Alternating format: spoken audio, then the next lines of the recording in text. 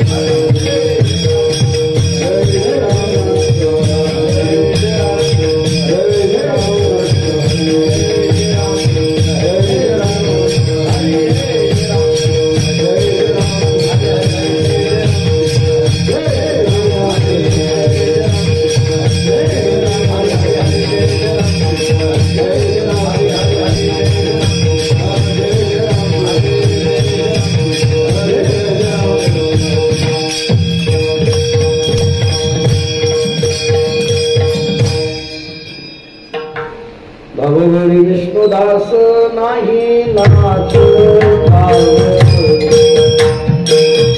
नाही नाच पावत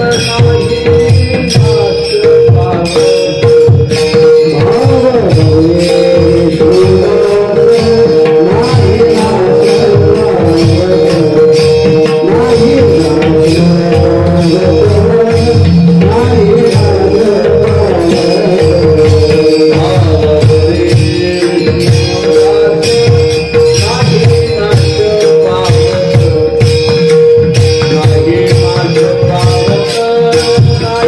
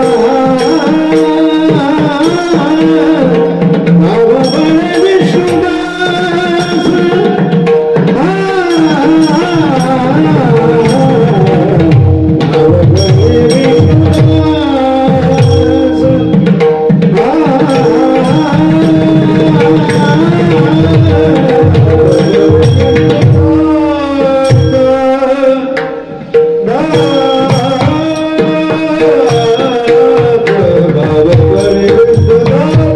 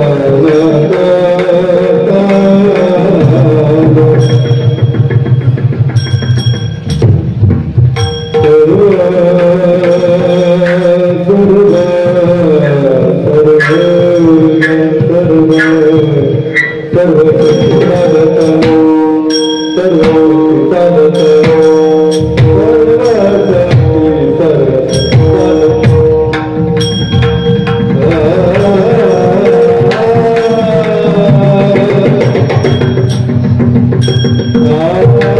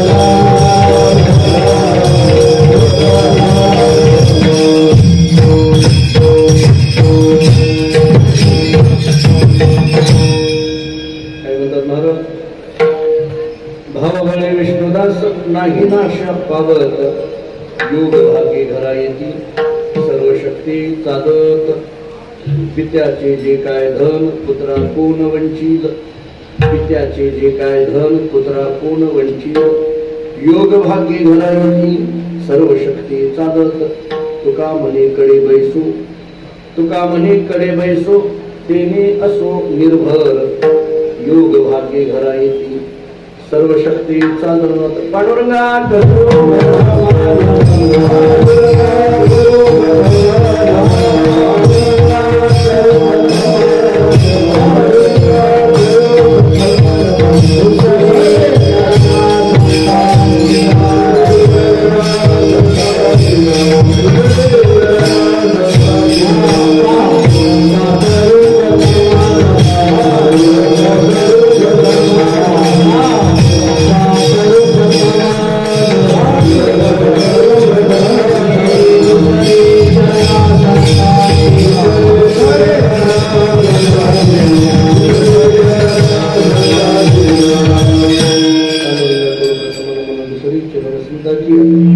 त्यांच्या कृपादाने कधीचा विस्तारू बाबाजी सद्गुरुदास तुका मस्तक हे पायावरी या वारकरी संताची आजीने पंढरी सारिकाची आपुला धामणगाव केला वैकुंठाधिपती श्री विठ्ठल सखा सोयरा जोडीला जो का भक्त विरक्त भूतळवटी विख्यात हा बोधला त्या श्री संत सद्गुरुमान पूजी चरणी साष्टांग मी घातला विढाला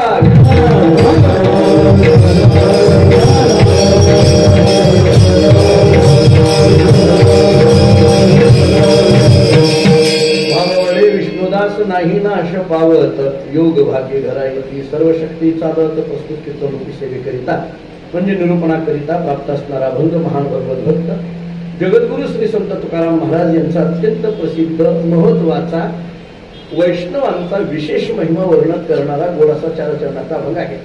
या अभंगामध्ये जगद्गुरु श्री संत तुकाराम महाराज वैष्णव वैशिष्ट्य सांगतात। पहिलं वैशिष्ट्य सांगतात नाही नाश पावत असा हा वैष्णव आहे। दुसरं वैशिष्ट्य सांगतात सर्व शक्ती चालत असा हा वैष्णव आहे। आणि एक महत्वाचं तिसरं वैशिष्ट्य चौथ्या चरणामध्ये सांगतात तेने असो निर्भर असा हा वैष्णव आहे। थोडक्यात अविनाशी असा तो वैष्णव आहे, संपन्न असा तो वैष्णव आहे, निर्भर असा तो वैष्णव आहे। कुणीतरी तुकाराम महाराजांना विचारलं असेल की अविनाशीपणा, संपन्नता, निर्भरता हे वैष्णव आपले नेमकं आलं कसं? तुकाराम महाराजांनी व्यवहारातला दृष्टांत दिला। पित्याचे जे काय धन पुत्रा कोण वंचित विढाला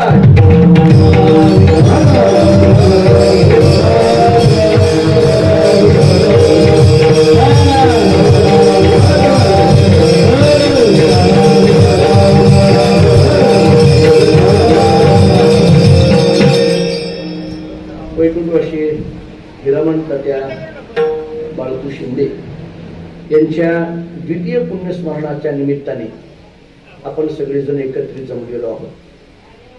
समस्त शिंदे परिवार तथा हिरामण तात्यांचे दोनही चिरंजीव तानाजीराव असतील, संभाजीराव असतील, त्यांचे बंधू आदरणीय बाळासाहेब शिंदे आणि संपूर्ण त्यांचा परिवार, या परिवाराच्या आग्रहाने आपण सगळेजण तात्यांच्या द्वितीय पुण्यस्मरणाच्या निमित्ताने काही चिंतन करावं या दृष्टीने या मंडपामध्ये इथं उपस्थित आहोत।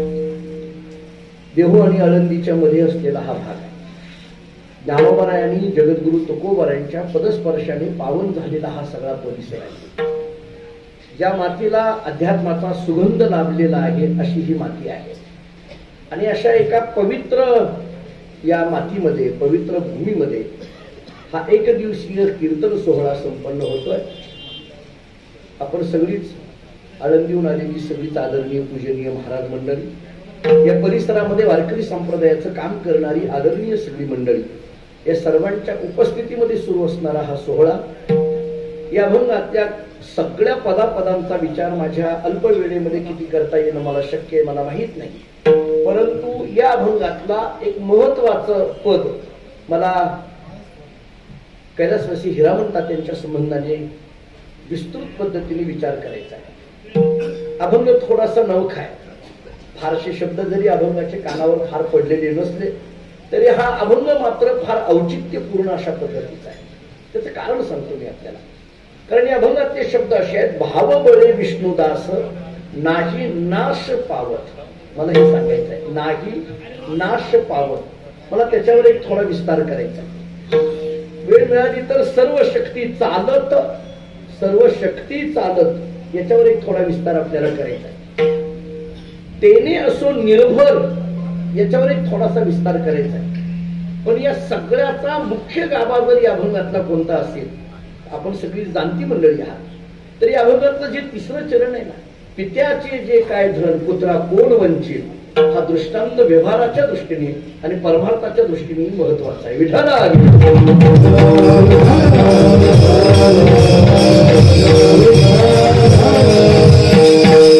तुकाराम महाराज सांगतात नाही नाश पावत. त्याचा अर्थ सरळ सरळ आहे की नाश होत नाही असं सांगितलं. मला थोडा पूर्वपीठिका किंवा पूर्वपक्ष करून पुढे जायचं आहे. तुकाराम महाराज सांगतात की जो विष्णुदास आहे त्याचा नाश होत नाही असं देहूमध्ये तुकाराम महाराज सांगत असते. आपण सगळी देहूला नित्य जाणारी मंडळी आहोत. म्हणजे आपण माझ्यापेक्षा अधिक पद्धतीने देहूमध्ये वास्तव्य आणि प्रवास करणारी आपण मंडळी आहोत. म्हणजे जिथं जिथं जेव्हा जेव्हा देहूला आपण जातो तेव्हा तेव्हा वैकुंठ गमनाच्या स्थानावर गेलं की एक वेगळी अनुभूती येते. पांडुरंगाचं जे मंदिर आहे तुकोबारांचं परंपरेने चालत आलेलं, तिथं गेलं की एक वेगळी अनुभूती येते. कधी कधी तर त्या देहूमध्ये फिरत असताना असं वाटायला लागतं की त्या देहूमध्ये 350 वर्षापूर्वी तुकाराम महाराज इथं कुठंतरी एखाद्या कट्ट्यावर बसत असतील, 10-5 माणसं त्यांच्या जवळ बसलेली असतील आणि तुकाराम महाराजांनी तिथंच लगेच आपलं काही मनोगत आहे अभंगाच्या माध्यमातून बोलायला सुरुवात केली असेल. कारण महाराज काही असं ठरवून अभंग सांगत नव्हते किंवा पत्रिका छापून त्यांची कीर्तन होत नव्हती. डिजिटल बोर्ड तर अजिबातच नव्हते. त्याच्यावर महाराजाचे असे फोटो तर अजिबात नव्हते. आता माझा डिजिटलवर सगळीकडे असा फोटो आहे सगळीकडे, असं नव्हतं त्या काळामध्ये. मला असं वाटतं, आपण बघा तुम्ही, खरं तर आपण देहूमध्ये गेल्यानंतर तुम्हाला जाणीव होत असेल. आम्ही तर पंढरपूरहून कधी देहूमध्ये गेलो तर मला पदोपदी त्या देहूमध्ये कुठंतरी एकदा निघालो तर सहज वाटतं की अरे इथं तुकाराम महाराज बसले असतील, त्या काळातली काही मंडळी तुकाराम महाराजांच्या जवळ बसत असतील आणि बसल्या जागेवर तुकाराम महाराजांनी त्या लोकांना सांगावं, अरे बाबा पंढरपूरचा पांडुरंग परमात्मा कसा आहे, सुंदर ते ध्यान वेवेटेवर, असं बसल्या बसल्या तुकाराम महाराजांनी बोलावं. कधी कुणीतरी तुकाराम महाराजांना येऊन विचारावं की परमार्थामध्ये नेमकं कोणत्या पद्धतीने जावं, याच्यातली सोपी वाट तरी कोणती आहे. तुकाराम महाराजांनी सांगावं, सोपेवर मा सांगितले संती, टाळ हाती दिंडी घेऊन नाचा. कुणीतरी यावं, तुकाराम महाराजांना विचारावं, याहीपेक्षा जीवनामध्ये अत्यंत सोपा अशा पद्धतीचा मार्ग की आमच्या जीवनातली सगळी पाप निघून जावी आणि परमतत्वाचा साक्षात्कार व्हावा, याच्याकरता काय करावं. तुकाराम महाराजांनी बसल्या बसल्या म्हणावं, नाम संकीर्तन साधन पैसोपे जळत दिलं पापे जन्मांतरीची, सहज असं बोलत असते. मला वाटतं की त्याच धर्तीवर एके दिवशी असं झालं असेल. ऐका, एके दिवशी असं झालं असेल की तुकाराम महाराज देहूमध्ये कीर्तनाच्या संबंधाने किंवा चिंतन करण्याच्या संबंधाने काही बसलेली त्यांच्याजवळ जी माणसं आहेत. मला थोडं पुढे आणखीन बोलायचं होतं की त्या काळामध्ये तुकाराम महाराजांच्या समोर गर्दी होते असं नाही, पण होती ती दर्दी होती, हे तिथंच आहे. म्हणजे ती कीर्तना करताच आलेली म्हणून होती. आणि मग तुकाराम महाराजांनी उभा राहिल्या बसल्या बसल्या काय महाराजांनी असं सांगितलं असेल, अरे बाबा या जगामध्ये वैष्णव हा श्रेष्ठ आहे, या जगामध्ये विष्णुदास हा श्रेष्ठ आहे. आणि मग वैष्णवाचं वर्णन करताना तुकाराम महाराजांनी, कुणीतरी विचारलं असेल कशावरून वैष्णव श्रेष्ठ, तुकाराम महाराजांनी सांगितलं असेल त्याचा एक विशेष सांगतो. विशेष म्हणजे थोडं वेगळ्या भाषेत बोलायचं झालं तर अपूर्वता. अपूर्वता कळायचं जर कळत नसेल तर आणखीन थोड्या सोप्या भाषेत बोलायचं झालं तर वेगळेपणा, काहीतरी वेगळेपणा, काहीतरी विशेष. आपल्याकडे सामान्य वर्णन वेगळं असतं आणि विशेष वर्णन वेगळं असतं. ऐका, सामान्य शब्दाचा अर्थ काय आणि विशेष शब्दाचा अर्थ काय. जे सर्वानुगत असतं त्याला सामान्य म्हटलं जातं आणि जे काहींच्याच ठिकाणी असतं त्याला विशेष म्हटलं जातं. कळतंय का? पहा, जे सर्वानुगत आहे त्याला सामान्य म्हणा आणि जे काहींच्याच ठिकाणी आहे त्याला विशेष म्हणा. मी आपल्याला सोपी उदाहरणं देऊन पुढे जातो, अगदी सोपं. वेदांतामध्ये एक तत्वज्ञानामध्ये अभ्यास करताना एक संस्कृत मध्ये एक सोपं उदाहरण असं आलंय, शुक्लो घटः म्हणजे घट पांढरा आहे. आणि दुसरं एक वाक्य आलंय, अयम घटः म्हणजे हा घट आहे. ऐका, हा घट आहे हे पहिलं वाक्य आणि हा घट पांढरा आहे हे दुसरं वाक्य. मी आपल्याला एक साधा इथंच प्रश्न विचारतो, हा घट आहे हे एक वाक्य आणि हा घट पांढरा आहे हे दुसरं वाक्य. मला सांगा, घट म्हणजे घट कळला का? अगोदर इथून सुरुवात करू. घट कळला का? घट म्हणजे मडकं. मडकं मडकं म्हणा, गाडगं म्हणा, मडकं माहित आहे ना. आणि मी अनेक वेळेला सांगत असतो, मडकं माहीतच पाहिजे. शेवटी त्याच्याशिवाय कोण आहे? कोण माहित पाहिजे आपल्याला. मडकेशिवाय कोण आहे दुसरं आपल्याला? अहो मला सांगा, अंत्यविधीचा बाजार म्हणजे काय असतो? मग मला कधी कधी आता वेदांताचा अभ्यास करणाऱ्या मंडळींना माहित असेल, कोणताही वेदांतातला ग्रंथ घ्या, वेदांतामध्ये काय आहे? घट आणि पट. किती कुठलाही ग्रंथ काढा तुम्ही, घट पट, घट पट. पट म्हणजे कपडा, घट म्हणजे मडकं. मी ज्यांच्याकडे शिकत होतो, आमचे गुरुजी वैकुंठवासी गुरुजी भाऊ पाठशाळेमध्ये पंढरपुरामध्ये, मी एके दिवशी सहज त्यांना विचारलं, का हो गुरुजी, कोणताही ग्रंथ काढला की ते घटपट आलंच, घटपट घटपट घटपट का? मला त्यांनी एकाच वाक्यात सांगितलं, घट म्हणजे मडकन, पट म्हणजे कपडा, अंत्यविधीचा बाजार, याच्याशिवाय दुसरा काही नसतो. दुसरा काय असतं? वेदांत आम्हाला जाणून देतं की आयुष्याच्या शेवटच्या क्षणी याच्याशिवाय दुसरं माणसाच्या जीवनात काही नाही. हे वेदांत शास्त्र जाणून देतं. घट आहे, मडकं आहे. मी पहिलं वाक्य सांगितलं हा घट आहे, आणि दुसरं वाक्य सांगितलं हा घट पांढरा आहे. तुम्हाला विशेष ज्ञान कशाचं झालं सांगा? हा घट पांढरा आहे याचं ज्ञान झालं. हे घट पांढरा आहे हे जे आहे ना, ते तुम्हाला विशेष काहीतरी विशेष वेगळे पण वाटतं. तरी आपल्याला साधी गोष्ट आहे. अहो तिकडे बघा ना, काय इतकी माणसं बसलेली आहेत, माणसं बसलेली आहेत, हे सरळ वाक्य.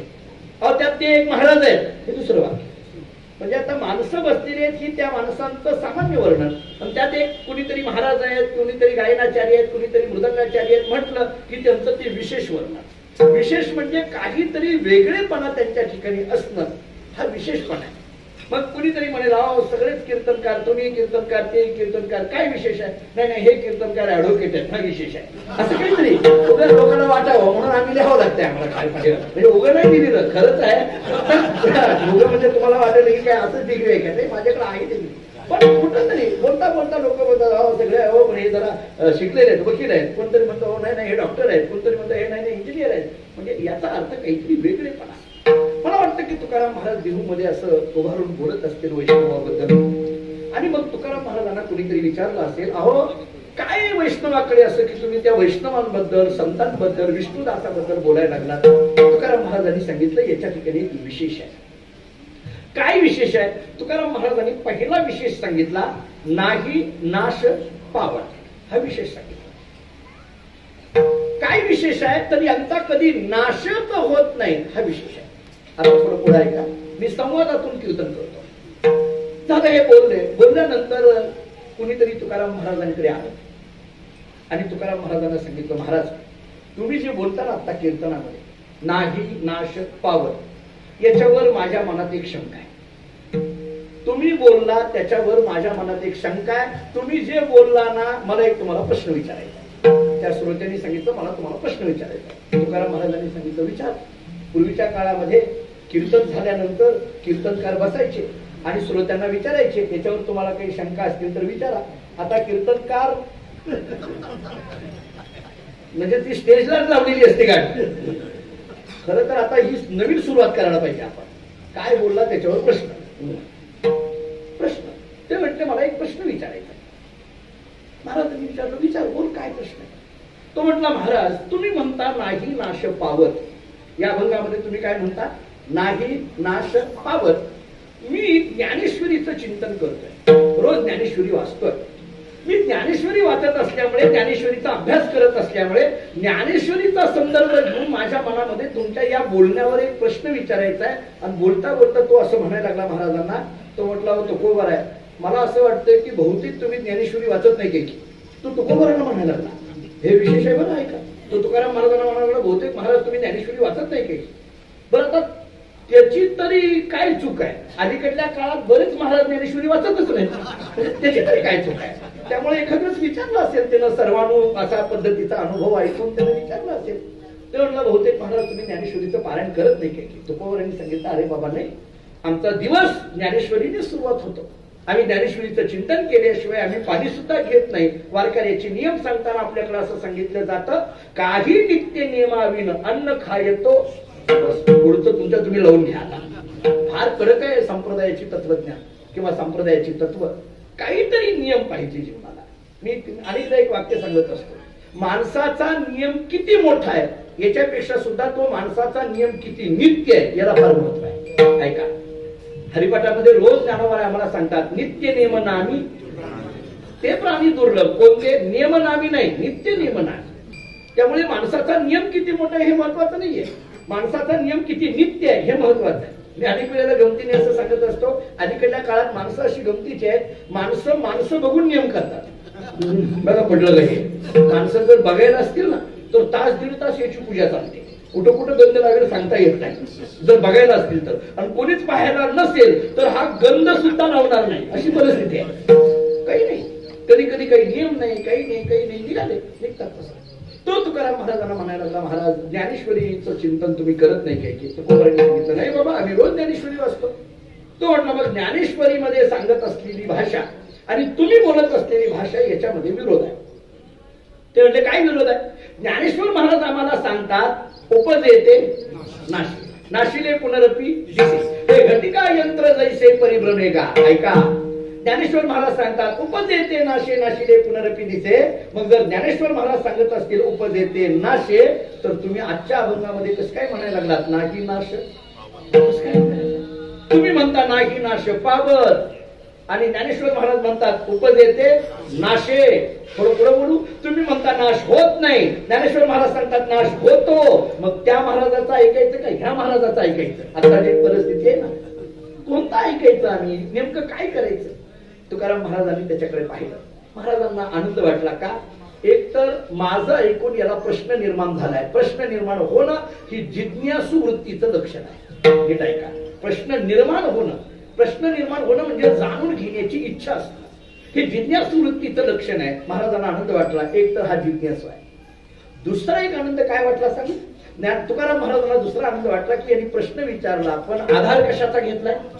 ज्ञानेश्वरीचा. याचा अर्थ हा ज्ञानेश्वरीचा संदर्भ घेऊन प्रश्न विचारतोय, म्हणजे याचा अर्थ हा रोज ज्ञानेश्वरी वाचतोय. जरा बोलू, ज्ञानेश्वरी रोज वाचणारा तुकाराम महाराजांना जास्त आवडतोय ही भाषा आहे.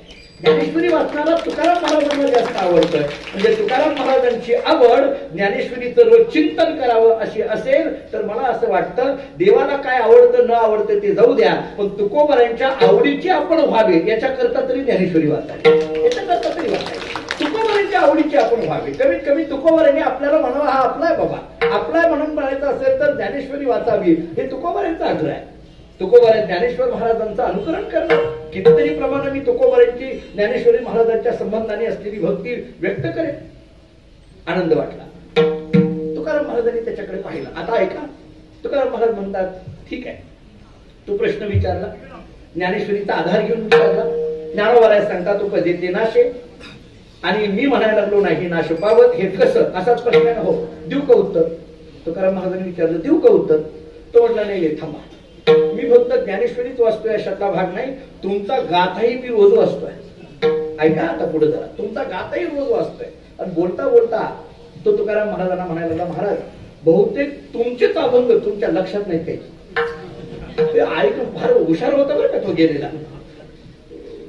तुमचेच अभंग तुमच्या लक्षात नाही काही, म्हणजे निगोजचा होता का काही मला माहित नाही. तो हुशार होता महाराज तो अगदी. तो म्हटला महाराज बहुतेक तुमचेच अभंग तुमच्या लक्षात नाही काही. पण आता पुढे बोलू का बा?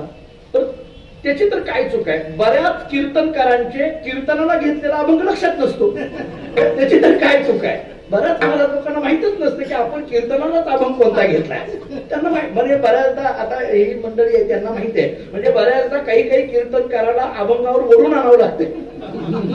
अभंगावर या, अभंगावर या, अभंगावर या असं वरून आणावं लागतंय. आमच्या गुरुजी एक वाक्य सांगायचे, आमचे गुरुजी म्हणायचे काही कीर्तनकार अभंगाला दुखवितच नाहीत म्हणायचे, ते त्रास देत नाहीत अभंगाला. पहिली चाल झाली की मग त्याचा संबंध संपला. मग जे सुरू होईल कुठल्या कुठं काय, कुणाची स्तुती, कुणाचं काय, त्याला काही वेळ लागणार नाही महाराज. पण ऐका, तो म्हटला तुकोबा बहुतेक तुमचे अभंग तुमच्या लक्षात नाही. ते म्हटले का रे बाबा? तो म्हटला महाराज अहो ज्ञानेश्वरीचं काय आहेच आहे, पण तुम्ही सुद्धा आता जरी नाही नाश पावत म्हणत असला तरी तुम्ही सुद्धा काय म्हणताय? तुका म्हणे त्यांचे कळले आम्हा जे जे कर्म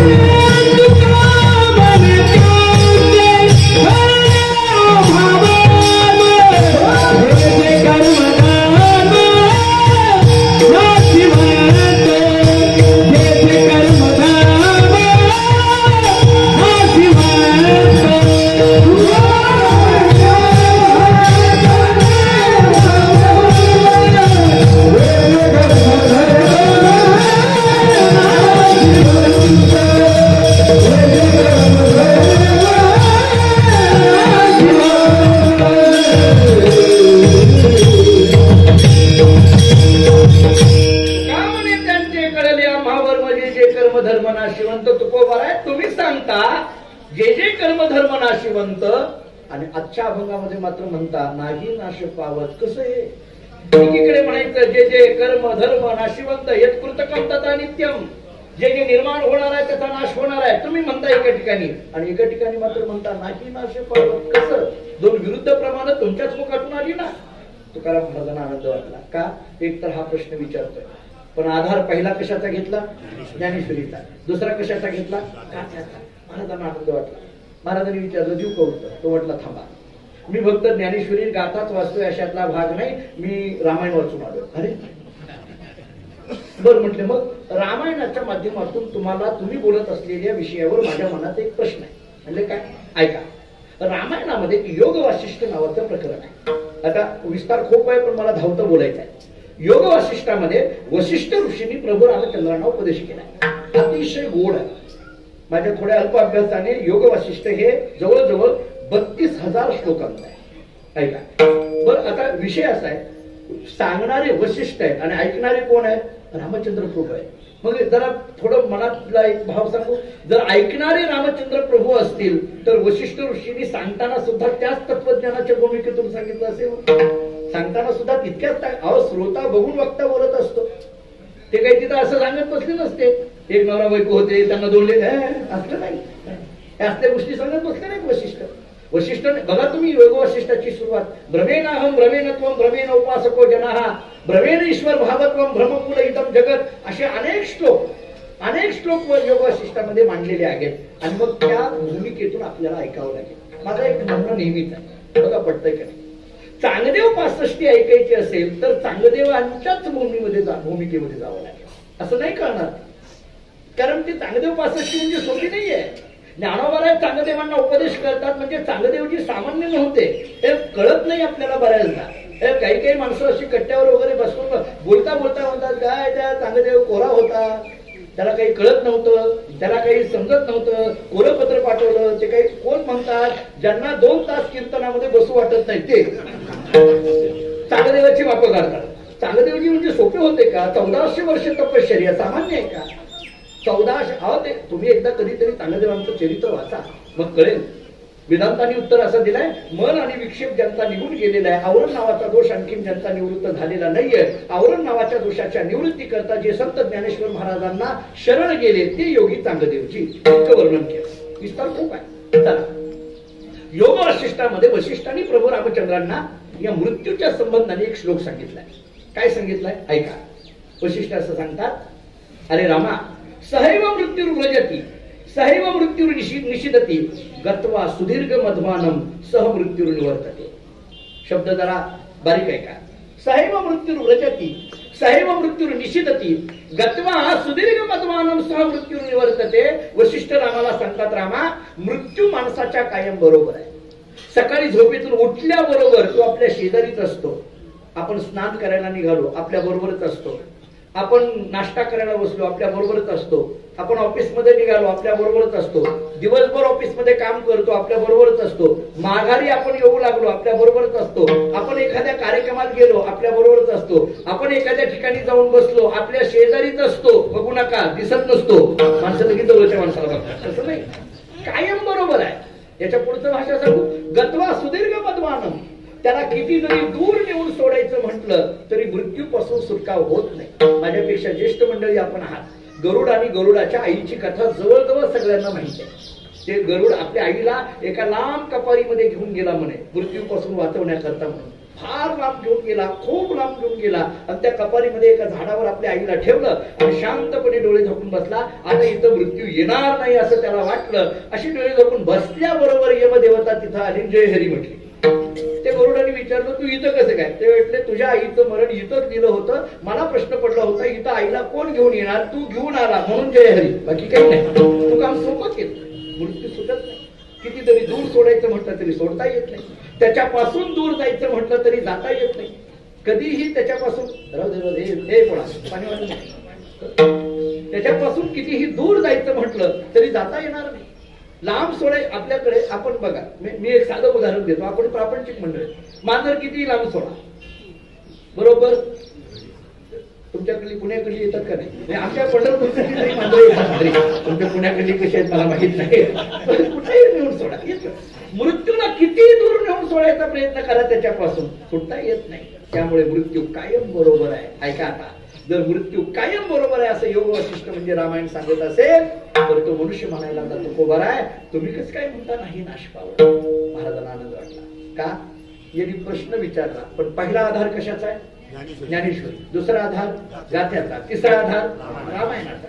महाराजांनी त्याच्याकडे बघितलं, विचारलं झालं का तुझं गुरु, देऊ का उत्तर? तो म्हटला नाही नाही थांबा, मी फक्त ज्ञानेश्वरी गाथा रामायण वाचतो असं नाही, मी महाभारत वाचून आलो. अरे मला कधी कधी हे सांगताना गंभीर महाराज असं आश्चर्य वाटतं, ऐकणारा जर इतका वाचून आला असेल तर सांगणाऱ्याने किती वाचून गेलं पाहिजे. आता ऐकणाराच नाही ना तो तुकोबारांचं, तर ऐकणारा एवढं वाचून आला, ज्ञानेश्वरी वाचून आलाय, गाथा वाचून आलाय, रामायण वाचले त्यानं, आता म्हणतो महाभारत वाचून आलो.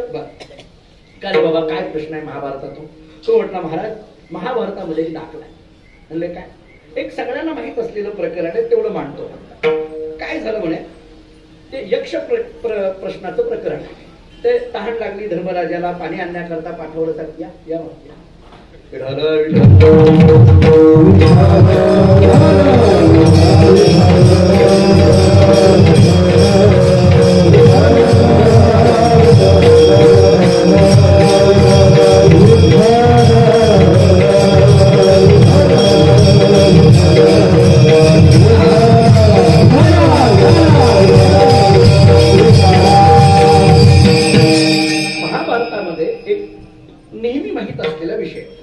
धर्मराजाला त्यांनी प्रत्येकाला पाठवलं. तो नकुल गेला, सहदेव गेला, भीम गेला, अर्जुन गेला.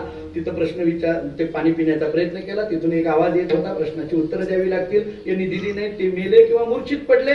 शेवटी धर्मराजा जातात, पाण्याला हात लावतात. तिथून एक आवाज येतो, प्रश्न विचारणार. ते म्हणतात विचारा, तुमची उत्तरं मी देण्याचा प्रयत्न करतो. सगळ्याला माहिती आहे. आता प्रश्न काय होते ऐका. महाभारतातील यक्ष प्रश्न फार महत्वाचे. बाजारामध्ये 2 पुस्तकं मिळतात, मी अनेक वेळेला सांगतो. महाभारतातील यक्ष प्रश्न नावाचं एक पुस्तक आहे आणि प्राचार्य शिवाजीराव भोसले सरांचं एक यक्ष प्रश्न नावाचं पुस्तक आहे. दोन्ही वाचण्यासारखे आहे. आणि मग यक्षाने जे प्रश्न विचारले त्याच्यातला एक प्रश्न असा आहे. यक्षाने धर्मराजाला विचारलं, हे धर्मराजा मला सांग, जगातील सर्वात मोठं आश्चर्य काय? जगातील सर्वात मोठं आश्चर्य काय? त्याला जे धर्मराजाने उत्तर दिलं ते उत्तर फार गोड आहे. तो श्लोक असा सांगितलाय, अहनि अहनि भूतानि गच्छन्ति यमालयम शेषास्थावर विश्यन्ति किमाश्चर्यमतः परम. धर्मराजांनी सांगितलं, यक्षा जगातील सर्वात मोठं आश्चर्य काय? तुझा प्रश्न आहे ना, नीट ऐक. अहनि अहनि भूतानि गच्छन्ति यमालयम. जे जे जीव या भूमीमध्ये जन्माला आले ते गेले. जे जे जन्माला आले ते गेले. यक्षाने विचारलं आश्चर्य काय? ते म्हटले आश्चर्य पुढला अर्धा श्लोक आहे. अहनि अहनि भूतानि गच्छन्ति यमालयम. आश्चर्य कोणतं आहे? शेषास्थावर विश्यन्ति किमाश्चर्यमतः परम. जे जे जन्माला आले ते गेले. पण एखादा गेलेल्या माणसाला पाहून जिवंत असलेला मनुष्य म्हणायला लागला हा गेला पण मी जिवंत, याचा मानत असलेला आनंद हे जगातलं आश्चर्य म्हटले. यालाही जायचंय पण हा मात्र त्याला स्वतःपासून वेगळं समजायला लागला. समजा हा श्लोक नाही लक्षात आला तर मी कबीर महाराजांचा एक दोहा देतो. कबीर महाराजांनी एके ठिकाणी फार गोड लिहिलंय. कबीर महाराज असं सांगतात, दस द्वारे का पिंजरा तामे पंछी कोण, रही बे तो अचरज है, नहीं रही तो अचरज कोण. अचरज या शब्दाचा अर्थ आश्चर्य. कबीरजी सांगतात 10 दरवाजाचा हा पिंजरा. कोणता? देह नावाचा पिंजरा. तामे पंछी कोण? त्याच्यामध्ये असलेला जीव नावाचा पक्षी. रही बे तो अचरज है, जीव नावाचा पक्षी देह नावाच्या पिंजऱ्यामध्ये राहिला तर आश्चर्य आहे.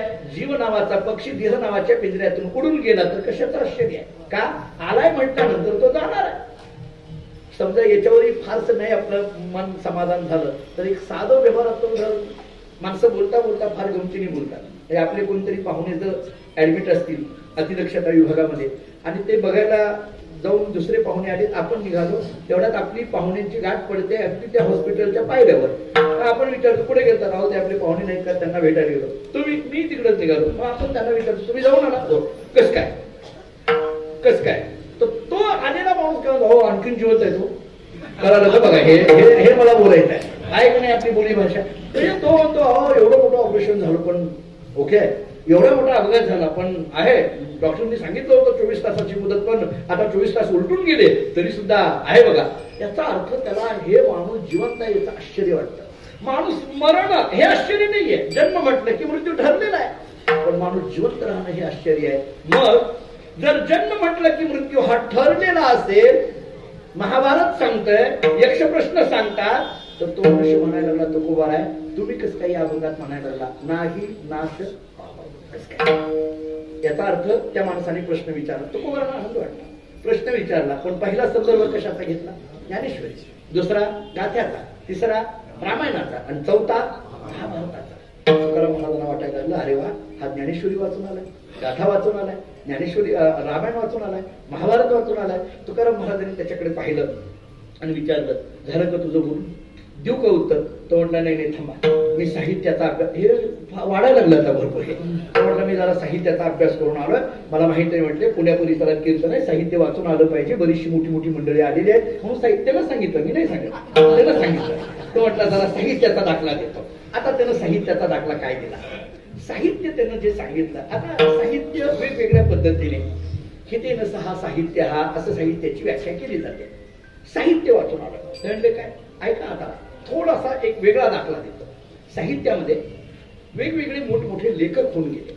आपल्याकडे अनेक लेखकांची नावं, मराठी साहित्याला तर आपण मोठे भाग्यवान आहोत की मराठीमध्ये इतकं साहित्य उपलब्ध आहे. संत साहित्यासह हे काही मराठी साहित्य जे पुष्कळ पद्धतीने उपलब्ध आहे आणि जणू काही आपल्या मनाला ज्या पद्धतीने आवश्यक असलेलं सगळं खाद्य हे आपल्या साहित्यातूनच मिळतं. अन्य काही चिंतन करायची गरज नाही. साहित्यामध्ये जे वेगवेगळे लेखक होऊन गेले त्याच्यामध्ये एक डॉक्टर जी कुलकर्णी म्हणून एक फार मोठे गूढ कथाकार होते. गूढ कथाकार, त्यांच्या गूढ कथा प्रसिद्ध आहे. आता त्या गूढ कथांमध्ये एके ठिकाणी एका कथेमध्ये एक काल्पनिक चित्र त्यांनी रंगवलेलं आहे. मला बोलायचंय काय, नाही नाश पावत. माझा मुद्दा हे आहे, भावबळे विष्णुदास नाही नाश पावत, माझ्या या पदाकडे मला यायचंय. मी त्याचे दाखले देण्याकरता एक संदर्भ दिला ज्ञानेश्वरीचा, दुसरा दिला गाथ्याचा, तिसरा दिला रामायणाचा, चौथा दिला महाभारताचा. आता मी आणखीन एक संदर्भ देतोय साहित्याचा. त्या डॉक्टर जी कुलकर्णीने काही गूढ कथा लिहिलेली आहे. त्याच्यामध्ये एका कथेमध्ये काल्पनिक चित्र रंगवलंय. कसं? त्यांनी काय केलंय, एकदा नर्मदेच्या काठावर गौतमांची आणि अश्वत्थाम्याची गाठ पडली अशी कल्पना केली. ऐका, कल्पना ही जरी कल्पनाच असली तरी त्याच्यातून येणारा बोध महत्वाचा असतो. गोष्ट जरी कल्पना असली ते काय, स्वामी विवेकानंदांचं चरित्र माझ्यात थोडं वाचण्यात आलं. विवेकानंदांच्या चरित्रात एक वाक्य असं लिहिलंय, परदेशामध्ये गेल्यानंतर, अमेरिकेमध्ये गेल्यानंतर वेगवेगळ्या विषयावरची भाषणं करताना एके दिवशी एका भाषणामध्ये राजा हरिश्चंद्राची कथा त्यांनी सांगितली. मग राजा हरिश्चंद्राच्या कथेतलं एक वाक्य सगळ्यांना माहित आहे, म्हणजे त्याला झोपेमध्ये स्वप्न पडलं, स्वप्नामध्ये त्यांनी सगळं ते राज्य दान केलं आणि मग सकाळच्या वेळेला ते विश्वामित्र आले, त्यांनी सांगितलं तुला आठवतंय का वगैरे वगैरे सगळं दान केलं. सगळ्यांना कथा माहित आहे.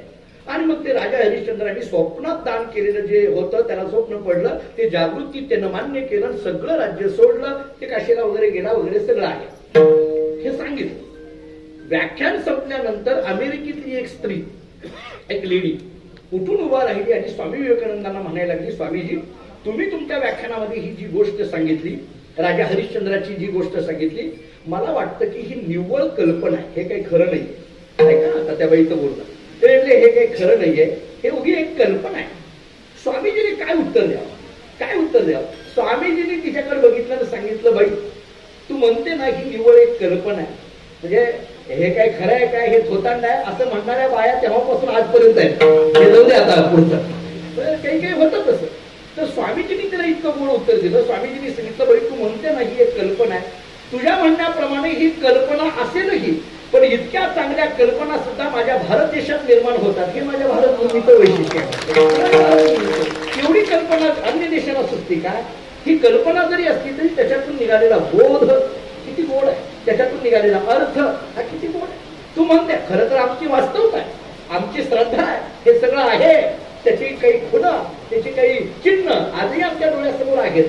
पण आता तुझी जर दृष्टी तिथं असेल तर त्याला काय करावं? मग कधी कधी एखाद्या माणसाला प्रमाणाने, अनुभवाने जर उत्तर देता येत नसेल तर शास्त्र सांगतं त्याला युक्तीने उत्तर द्या. प्रमाणाने द्या, त्याला नाही पटलं, अनुभवाने द्या, नाही पटलं तर युक्तीने द्या. कधी कधी म्हणून आपल्याकडे तर्कशास्त्र फार महत्वाचं मानलं जातं. विठाला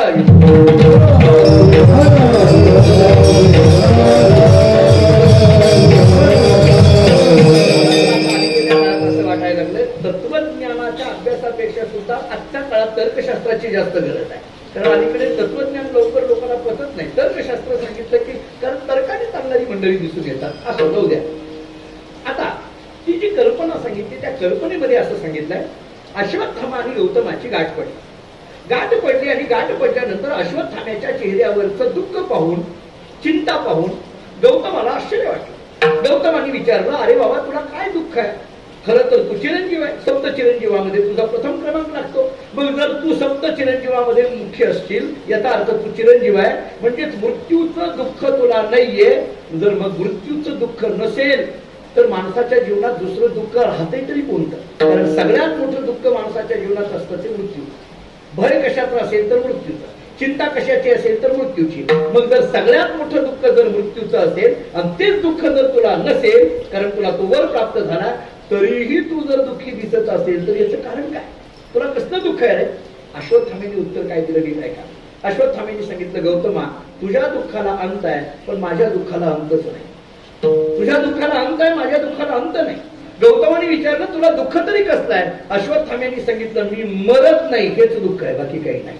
नीट आहे. याचा अर्थ जन्म म्हटलं की देहाच्या संबंधाने मृत्यू हा ठरलेला. मग तो मनुष्य म्हणायला लागला तर बरोबर आहे. जर जन्म म्हटलं की मृत्यू हा ठरलेला आहे, नाश होणार हे ठरलेलं आहे, तर मग तुम्ही कसं काय म्हणता नाही नाश पावत? पहिला संदर्भ दिला ज्ञानेश्वरीचा, दुसरा दिला गाथ्याचा, तिसरा दिला रामायणाचा, चौथा दिला महाभारताचा, पाचवा दिला साहित्याचा. तुकाराम महाराजांनी त्याच्याकडे पाहिलं, विचारलं झालंय का, बोलू का? तो म्हटलं खरं तर आणखी युक्तिवाद आहे पण आजच्या पुरतं झालं.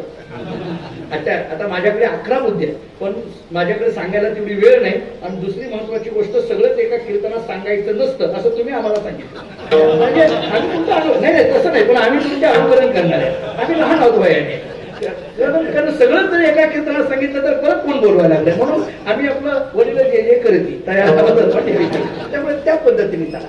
मग मला थोडं बोलायचं, वेळ आपल्याकडे कमी आहे.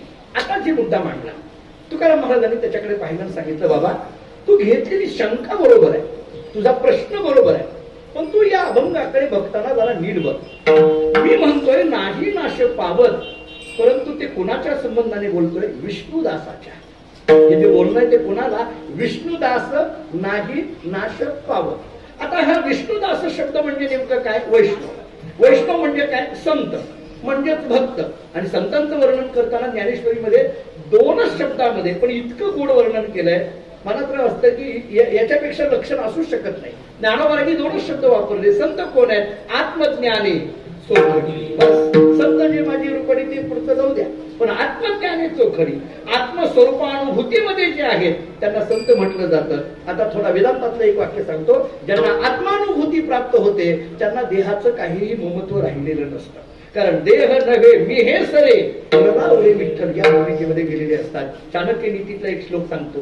चाणक्याने असं सांगितलंय, उद्योगे नास्ती दारिद्र्यम, जपतो नास्ती तापकम, मौनेन कलहो नास्ती. शेवटचा मुद्दा महत्वाचा आहे, नास्ती जागरितो भयम. 4 गोष्टी सांगितल्या. जो नेहमी उद्योगात आहे त्याच्या जीवनात कधीही दारिद्र्यता येत नाही. इंग्रजीमध्ये एक कोटेशन सांगितलं जातं, एम्प्टी माइंड इज डेव्हिड्स वर्कशॉप. रिकाम मन हे सैतानाचं घर असतं. त्यामुळे माणसाच्या जीवनात सातत्याने काही ना काहीतरी उद्योग पाहिजे. जो नेहमी उद्योगामध्ये आहे त्याच्या जीवनात कधी दारिद्र्यता येत नाही. दुसरा ऐका, जो नामस्मरणामध्ये आहे त्याच्या जीवनात कधी पाप शिल्लक राहत नाही. जळतीलं पापे. तिसरा फार महत्वाचा मुद्दा आहे, मौनेन कलहो नास्ती. ज्यानं मौन धारण केलं त्याच्या जीवनात भांडणच होत नाही. आणि चौथा महत्वाचा मुद्दा आपल्या विषयाच्या संबंधाने आहे, नास्ती जागरितो भयम. ज्याला आत्मतत्वानुभूती झाली त्याला देहाचं महत्व राहिलेलं नसतं. त्यामुळे आता देह राहिला काय गेला काय, देह जावो अथवा राहो या भूमिकेत गेलेला असतो. मग जर देह आसक्तीच राहिलेली नसेल तर देहाचा नाश म्हणायचा विषयच येत नाही. देहाचं ममत्वच राहिलं नाही तर देह गेला. देह गेला कधी म्हटलं जातं? देह म्हणून जेव्हा स्वीकारला जातो तेव्हा. जर देह म्हणून स्वीकारणाच नसेल, देहाचा विसर पाडी मग देहभाव हरपला. ज्ञानोबा सांगतात, तै शरीर भावना सती इंद्रिय विषय विसरती. अशी स्थिती झाली असेल तर त्याच्या जीवनामध्ये याला काही ममत्व राहिलेलंच नाही. तर तो राहिला काय गेला काय. त्यामुळे नाही नाश पावत हे विष्णुदासा करता एक प्रश्न त्याने शेवटी विचारला. तो म्हटला, महाराज या वैष्णवाकडे असं कोणतं बळ आलेलं असतं की तो नाही नाश पावत या अवस्थेपर्यंत गेलेला असतो? तुकाराम महाराजांनी त्या बळाचा उल्लेख केलाय अभंगाचा पहिला.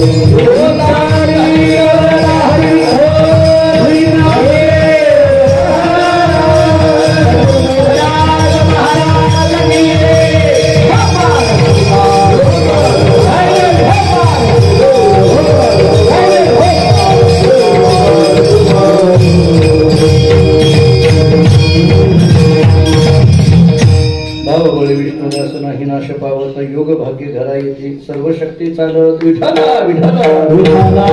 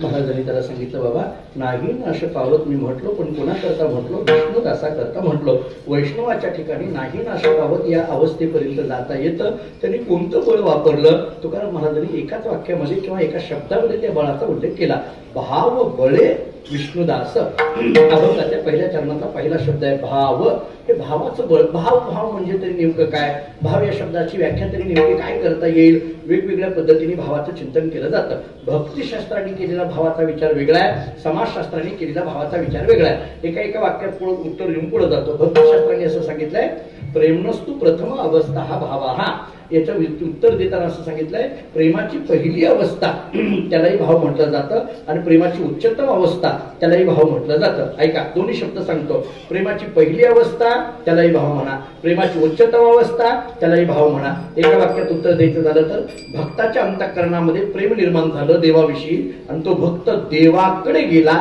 हा भावाचा पहिला प्रकार आणि भक्ताच्या अंतःकरणामध्ये भगवंताविषयी प्रेम निर्माण झालं पण त्या प्रेमाने भगवान स्वतःहून भक्ताकडे आले हा भावाचा दुसरा प्रकार थोडक्यात आपण देवाकडे जाणं हा भावाची पहिली व्याख्या आणि देवच आपल्याकडे येणं सुखी येतो घरा नारायण ही भावाची दुसरी व्याख्या करता येण्यासारखी आहे समाजशास्त्राने काय उत्तर दिलं समाजशास्त्र असं सांगतं अंतःकरणातून वाहणारा निर्विकल्प प्रवाह त्याला म्हणायचं भाव म्हणजे कोणत्याही पद्धतीचा विकल्प नाही कोणत्याही पद्धतीचा विकार नाही अशी जी अंतःकरणाची स्थिती आहे ना त्याला भाव म्हणा जुन्या काळामध्ये एक छोटंसं उदाहरण असं दिलं जातं एका गुलाबाच्या झाडाच्या जवळ एक मनुष्य बसला ऐका कोणताही विकल्प जिथं नाही त्याला भाव म्हणा थोडं सोप्या शब्दात बोलायचं झालं तर कोणाही जीवाचा ही स्थिती जिथं आहे ना त्याला भाव म्हणा एक मनुष्य गुलाबाच्या झाडाजवळ बसलेला दुसरा मनुष्य तिथून झाडाजवळ जात होता जाता जाता त्याने ते गुलाबाचं फुल तोडलं नाकाजवळ घेतलं वास पटला नाही खाली टाकलं निघाला काही कारण नव्हतं खरं तर फुल तोडायची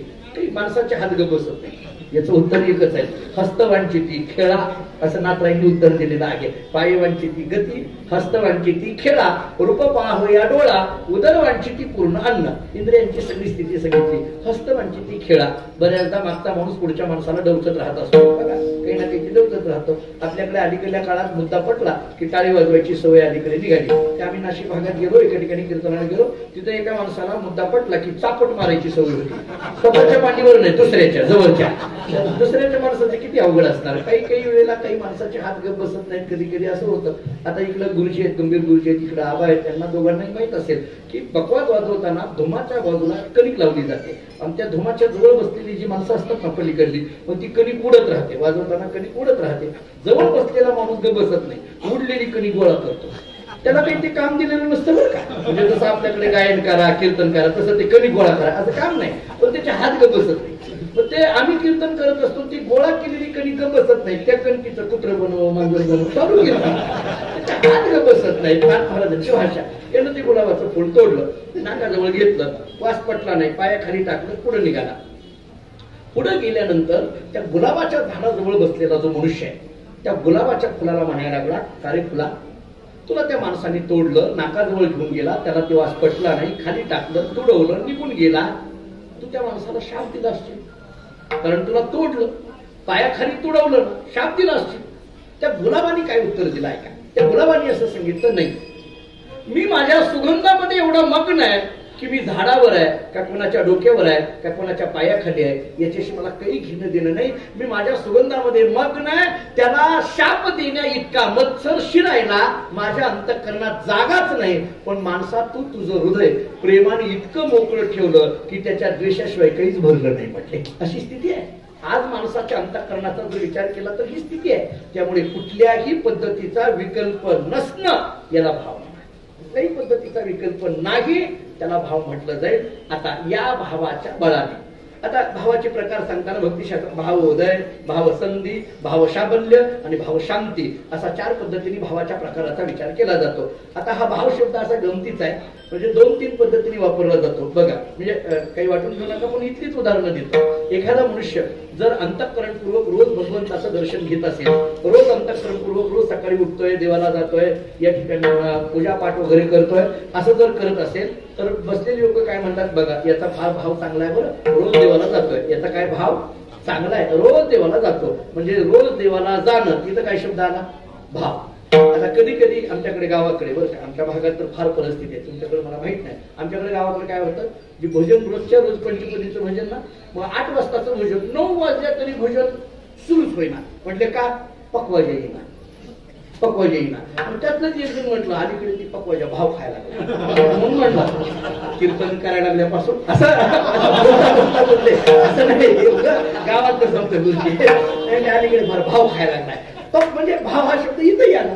म्हणजे एखादा दर्शनाला जातो तिथेही भाव शब्द आला, आणि एखादा अशी घटना आपल्या गावात घडली तर तिथेही भाव शब्द आला. आणखी एक सांगून बघतो, कधी कधी असंही होतं, म्हणजे अहो काय करावं, ते महाराजांची तारीखच मिळेना, भाव वाढलाय, म्हणजे इथंही आला, भाव शब्द हा इथंही आला. एकच शब्द किती फिरून फिरून येतो. तुकाराम महाराज सांगतात, अंतःकरणामध्ये असलेला निर्विकल्प प्रवाह त्याला भाव म्हणा. आणि या भावाच्या बळाने युक्त हा विष्णुदास आहे. भावबळी विष्णुदास नाही नाश पावत. भावाच्या बळाने युक्त असलेला हा विष्णुदास अविनाशी पदापर्यंत गेला.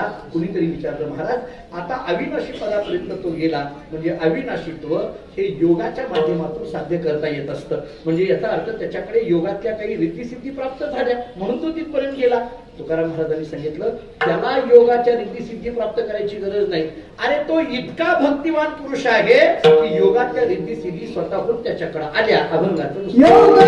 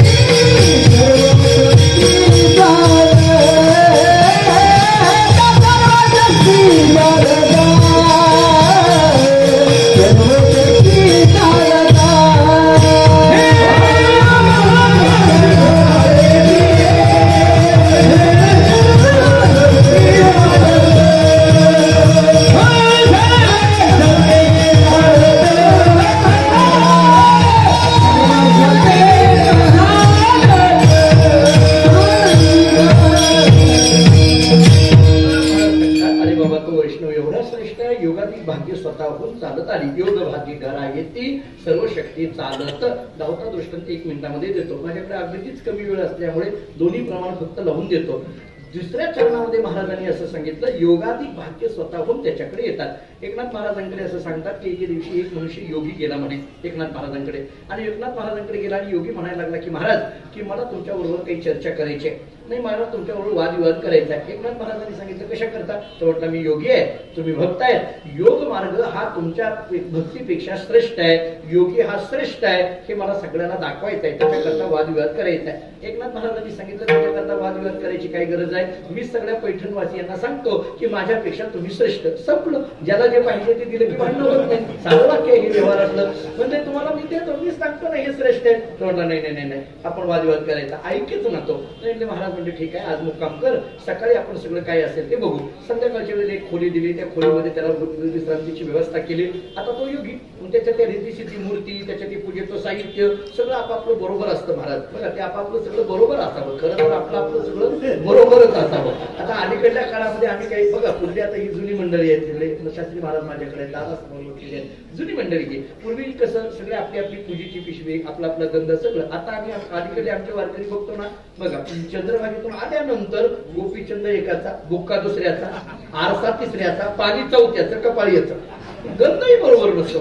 नियम म्हटलं की आपलं सगळं बरोबर पाहिजे. त्यानं ते सगळं आपलं आपलं बरोबर आणलेलं ते ठेवलं आतमध्ये.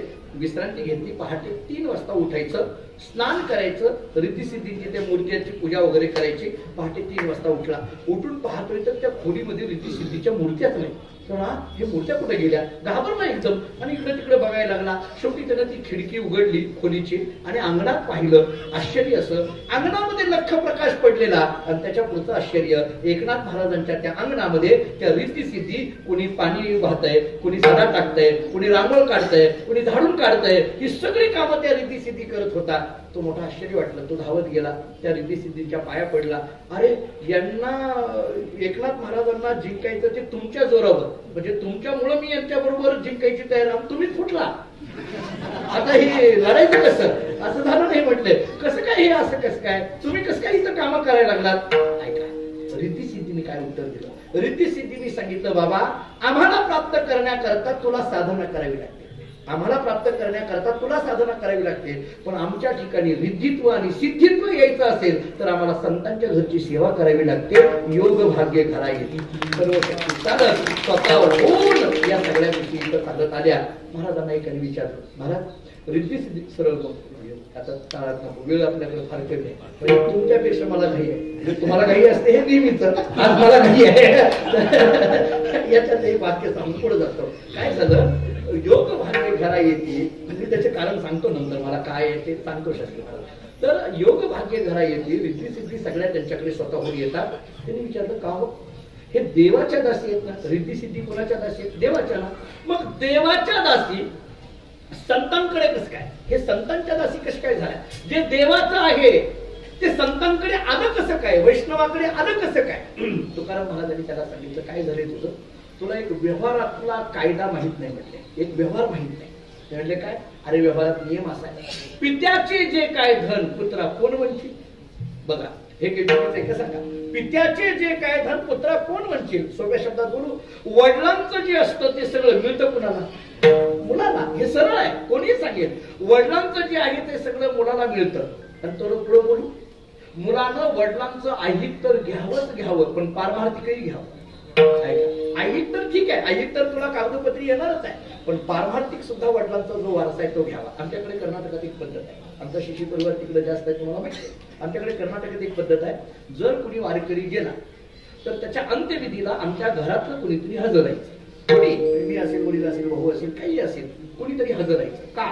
तर आमच्याकडे नियम असा आहे की तो वारकरी गेल्यानंतर त्याची माळ त्यांच्या मुलांमध्ये कोणाच्या तरी गळ्यामध्ये घालायची आणि ती पंढरीची वारी पुढे कंटिन्यू चालू ठेवायची. याच्याकरता तो नियम पूर्वीपासून चालत आलेला आहे.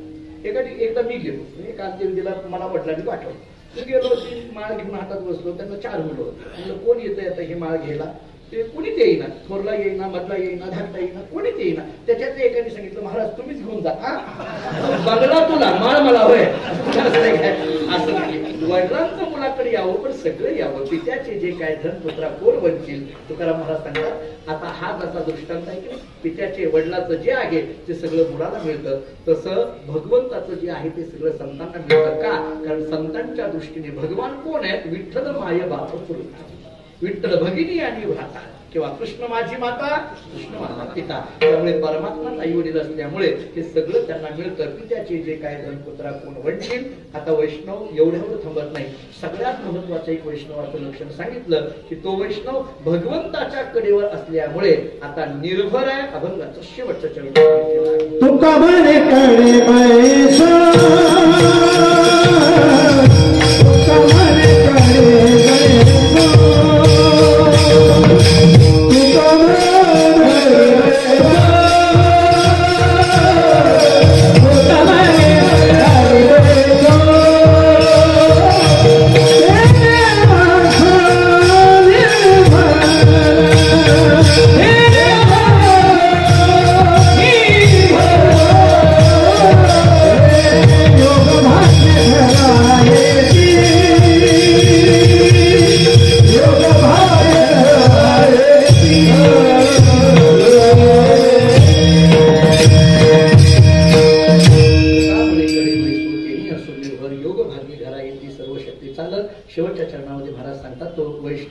निर्भर आहे. निर्भर या शब्दाचे तीन अर्थ. एक निर्भय हा निर्भर शब्दाचा सरळ अर्थ, दुसरा तृप्त हा निर्भर शब्दाचा दुसरा अर्थ, आणि तिसरा परिपूर्ण हा निर्भर शब्दाचा तिसरा अर्थ.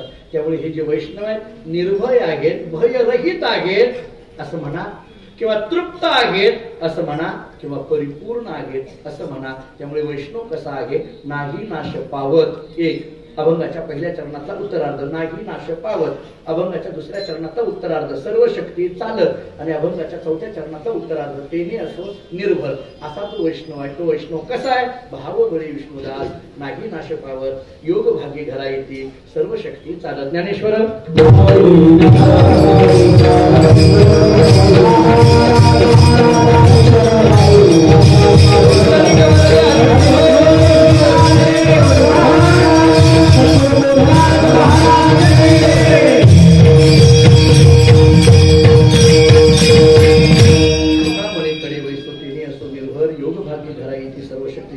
एक 2 मिनिटं फक्त घेतो आपली. 2 मिनिटं, दोनच मिनिटं एक भजन असतं त्यावेळेस तुम्ही करा. या भूमीमध्ये आज आपण महान भगवत भक्त थोर दानशूर वैकुंठवासी हिरामण तात्यांच्या द्वितीय पुण्यस्मरणाच्या निमित्ताने एकत्रित जमलेलो आहोत. ही आरंभी थोडीशी प्रास्ताविका त्यांच्याबद्दल केली होती. या भागामध्ये एक सगळ्यांना लावून घेणारे व्यक्तिमत्व म्हणून त्यांच्याकडे पाहिलं जातं. काही माणसं अशी असतात की त्यांना माणसांशिवाय करमत नसतं, आणि मला वाटतं की त्यातली तात्या होते की त्यांना सातत्याने माणसात राहायला आवडायचं, अनेक लोकांशी संपर्क ठेवायचा, लोकांना आपल्या घरी आणायचं, आदरातिथ्य करायचं, कुठलाही सामाजिक काम असलं की त्या कार्यामध्ये झोकून द्यायचं, अनेक गोष्टी उभा करायच्या, त्या पुढे चालवायच्या, अशा वृत्तीचे तात्या. वारकरी संप्रदायाचे संस्कार ज्या घरावर आहेत असं हे तात्यांचं घर. मला इथं आल्यानंतर आश्चर्य वाटलं. म्हणजे त्यांच्या दशक्रिय विधीला जवळजवळ 1.5 ते 2.25 कोटी रुपयाचं दान तात्यांच्या परिवाराने, त्यांच्या मुलांनी, त्यांच्या बंधूंनी या ठिकाणी सगळ्या समाजाकरता केलं. अलीकडे आपल्याकडे अशा पद्धतीची दानशूर वृत्ती असणारी माणसं त्या अर्थाने फार कमी, पण तेही दान मग भंडारा डोंगर आपलं मंदिर असेल किंवा गावातलं कानिकनाथाचं मंदिर असेल, या सगळ्या मंदिराला ही मंदिरं उभा राहिली पाहिजे आणि या मंदिरातून संप्रदायाचं तत्वज्ञान अखंड चाललं पाहिजे. या एका तळमळीने तात्यांच्या या पुण्यतिथीचा कार्यक्रम सुद्धा या ठिकाणी होतो आहे. आणि म्हणून द्वितीय पुण्यस्मरणाला सुद्धा एवढ्या मोठ्या संख्येने, खरं तर विविध क्षेत्रातली तर मंडळी आहेतच, पण मला आश्चर्य वाटतंय आध्यात्मिक क्षेत्रातली इतकी सगळी मंडळी, वारकरी संप्रदायातली इतकी सगळी मंडळी, हे एकेकांच्या तारखा मिळणं कठीण आहे, पण इतकी सगळी मंडळी इथं उपस्थित आहेत. आणि श्रावण महिन्यासारखा पवित्र महिना आणि त्या महिन्यामध्ये आपण एवढ्या मोठ्या पद्धतीने त्यांच्या मुलांनी, दोन्ही मुलांनी आणि बंधूंनी, आदरणीय आमचे बाळासाहेब असतील, त्यांची दोनही मुलं असतील, तानाजीराव संभाजीराव असतील, त्यांनी ठरवलं की आपल्या वडिलांची पुण्यतिथी करताना ही वारकरी संप्रदायाच्या पद्धतीने करायची. त्या निमित्ताने ज्ञानदान, अन्नदान, वस्त्रदान करायचं आणि एका अर्थाने एक सार्थक जीवन जगायचं अशा हेतू घेऊन ते करत आहेत. परंतु आपल्याला माहिती आहे श्रावण महिना चातुर्मासाचा काळ आहे. बऱ्याचदा इथं बसलेल्यापैकी मनात असं येत असेल की कीर्तनाला एरवी तुम्ही कसं काय इथं, हे बघा यांच्याच मनात आलंय. दादांनी मला फोन करून विचारले की कसं काय हे झालं. मला अनेकांनी म्हणजे अनेकांच्या मनात शंका असतील की हे कसं काय, नियम म्हणून आम्हाला इतके सांगतात आणि नियम मोडणारे हे, असं तुमच्या मनामध्ये येत असेल. मान्य, माझ्याकडनं चातुर्मासामध्ये मी कधी जात नाही. श्रावण महिन्यात तर मी अजिबात कधी माझे जे अनुष्ठान आहे ते सोडून येत नाही. परंतु काही ठिकाणी कधी कधी नियमाला अपवाद असतात. त्या पद्धतीने माझ्याकडून इथं येणं झालं. या शिंदे परिवाराचे जावई आमचे युवराजजी पडवळ आळंदीमधून त्यांनी मला फार आग्रह केला. त्यांच्याबरोबर आमचे उमेश शेठ तोराडे, पांडुशेठ आमचे समकार, की म्हणजे अतिशय जिवलग, म्हणजे या आळंदीमधली जी माझी जीवाची माणसं आहेत तीही आहेत आता. आणि त्यामुळे त्या सगळ्या मंडळींवर त्या आग्रह करताना हे दोघं बसलेत बघा, ते उमेश शेठ आणि पांडुशेठ आणि इकडे युवराजचे. यांच्याकडे बघितल्यानंतर नाही म्हणायची ताकद कुणाला तरी बघितलं होतं. हे अशी गमतीची माणसं आहेत. मला त्यांनी मला सांगितलं, मी म्हटलं अहो नाही, मला तिथं श्रावण महिन्यामध्ये माझं प्रवचन आहे 5 वाजता. मला आज बार्शीमध्ये भगवंत मंदिरामध्ये आमचं अनुष्ठान चालू असतं. 7-8, 5-7 हजार लोक तिथं उपस्थित असतात. त्यांनी मला असं सांगितलं तुम्ही काळजी करू नका म्हटलं. मी म्हटलं प्रवास ओळखायचा कसा, म्हटलं तुम्हाला काय म्हटलं 5-6 तास लागतात, आम्ही 3 तासात पोच करू. मी म्हटलं बार्शीला पोच करायचा आहे. म्हटलं मी उमेश शेठला, आमच्या पांडुशेठला म्हटलं, युवराजीला म्हटलं, त्यांचं नाही काळजी करू नका, काय तुम्ही म्हणा त्या पद्धतीने, पण तुम्ही आलं पाहिजे. आता ही इतकी जीवाची माणसं आहेत. आळंदीमध्ये माझ्या सगळ्या कार्यामध्ये माझा सगळा सहभाग परिवारातलं किंवा आमच्या फळाची परंपरा सांभाळणारी माणसं आहेत. त्यांच्या आग्रहापोटी इथं येणं झालं. पण आल्यानंतर मला आनंद वाटला की ज्यांच्या पुण्यतिथीच्या निमित्ताने ही सेवा होते आहे ते एक वारकरी संप्रदायाचं निष्ठावंत घराणं आहे, अत्यंत दानशूर घराणं आहे. आणि या निमित्ताने आज इतकी वारकरी संप्रदायाची आदरणीय मंडळी इथं येत आहेत. तर मला असं वाटतं की शास्त्री महाराज आपल्यासारख्यांशी या सगळ्या मंडळींची भेट होणं, याच्यापेक्षा चातुर्मास तरी वेगळा काय असतं. याच्यापेक्षा आळंदीमध्ये आपण राहणारी मंडळी आहात, ज्ञानोबारांचं नित्यदर्शन घेणारी आपण मंडळी आहात. त्यामुळे आपल्या समवेत राहणं हा सुद्धा एक पद्धतीचा चातुर्मासाचा आनंदाचाच काळ आहे असं म्हणायला हरकत नाही.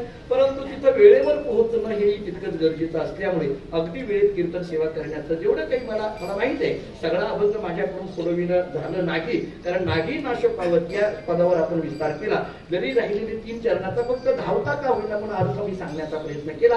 पुनश्च एकदा ही सेवा भगवंताच्या चरणी, नानोबारांच्या तुकोबारांच्या चरणी, मी ज्या परंपरेत जन्माला आलो त्या माणकोजी बोधले महाराजांच्या चरणी. मी अनेक वेळेला सांगतो परंपरा माणकोजी बोधले महाराजांची परंपरा पांडुरंगाने बोध केला म्हणून बोधले नाव पडलं. आमच्याकडे शास्त्री महाराज असा आहे, धामण गावामध्ये माणकोजी महाराज हे तुकाराम महाराजांचं समकालीन धामण गावामध्ये जी पांडुरंगाची मूर्ती आहे ती तुकाराम महाराजांच्या हस्ते स्थापन झालेली मूर्ती आहे. त्यामुळे जगद्गुरू तुकोबारांच्या गावी आमच्याकडे तुकाराम महाराजांचं मूर्ती स्थापनेचं पहिलं कीर्तन आमच्या गावी तुकोबारांचं झालं असा उल्लेख आमच्याकडे आहे.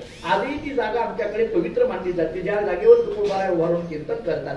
त्यामुळे अशा पद्धतीची आज आमची बदलवाडीची मंडळी बरीच आहे. तिथं बदलवाडी नावाचं गाव आहे, ते गावच सगळं बोधले महाराजांच्या परंपरेत आहे. तिथे एक माणकोजी बोधले महाराजांची समाधी आहे आणि त्यांनी सगळ्यांनी माणकोजी बोधले महाराजांच्या नावाने दिंडी पण काढलेली आहे. त्यामुळे परंपरेची काही मंडळी आहेत. आपल्या सर्वांच्या चरणी नतमस्तक होतो. पुनश्च एकदा सेवा परंपरेच्या चरणी, आपल्या चरणी तुकोबारा ज्ञानोबारांच्या चरणी समर्पित करतो. आमच्या नियमाप्रमाणे माणकोजी बोधराज अर्धा मिनिट भजन होईल. त्या वेळेमध्ये तुम्ही वस्त्रदान सगळ्याला करून घ्या. मग कीर्तनाने मग विना येऊन मग कीर्तनाचं या ठिकाणी शेवट होईल. माणकोजी बोधराज